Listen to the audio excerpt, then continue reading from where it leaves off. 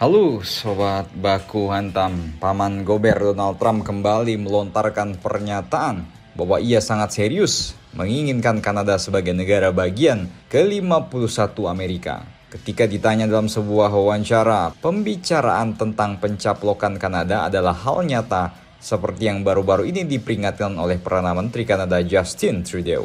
Saya pikir Kanada akan jauh lebih baik jika menjadi negara bagian ke-51 karena kita kehilangan 200 miliar dolar per tahun dengan Kanada. Dan saya tidak ingin membiarkan itu terjadi, kata Trump. Mengapa Amerika membayar 200 miliar dolar per tahun yang pada dasarnya merupakan subsidi untuk Kanada? Amerika Serikat sejatinya tidak mensubsidi Kanada, tapi Amerika Serikat memang membeli produk dari negara yang kaya sumber daya alam tersebut, termasuk komoditas seperti minyak. Sementara kesenjangan perdagangan barang memang telah membengkak antara kedua negara dalam beberapa tahun terakhir menjadi sekitar 72 miliar dolar pada tahun 2023. Defisit perdagangan ini terjadi sebagian besar mencerminkan impor Kanada oleh Amerika. Trump memang telah berulang kali mengatakan bahwa Kanada lebih baik jika setuju menjadi negara bagian Amerika ke-51, sebuah prospek yang sangat tidak populer di kalangan warga Kanada. Trump juga terus mengancam negara yang telah lama menjadi salah satu sekutu terdekat Amerika Serikat.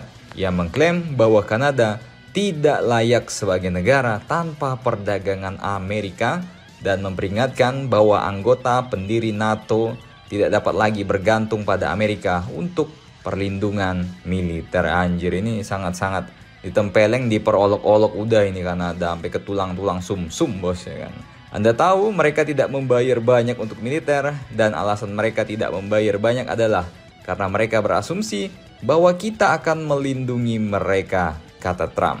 Itu bukan asumsi yang dapat mereka buat-buat karena mengapa kita harus melindungi negara lain, kata Trump ya kan. Trump minggu lalu menyetujui penundaan selama 30 hari atas rencana besarnya untuk menjatuhkan tarif sebesar 25% atas semua impor barang Meksiko dan Kanada, kecuali minyak dan gas alam serta listrik dari Kanada yang hanya akan dikenakan pajak sebesar 10%. Setelah negara-negara tersebut mengambil langkah-langkah untuk meredakan kekhawatiran tentang keamanan perbatasan dan perdagangan obat-obatan. Di atas Air Force One-nya Amerika, Trump mengatakan bahwa ia akan mengumumkan tarif sebesar 25% atas semua impor baja dan aluminium ke Amerika, termasuk juga dari Kanada dan Meksiko pada hari Senin, dan mengungkap rencana tarif timbal balik di akhir minggu.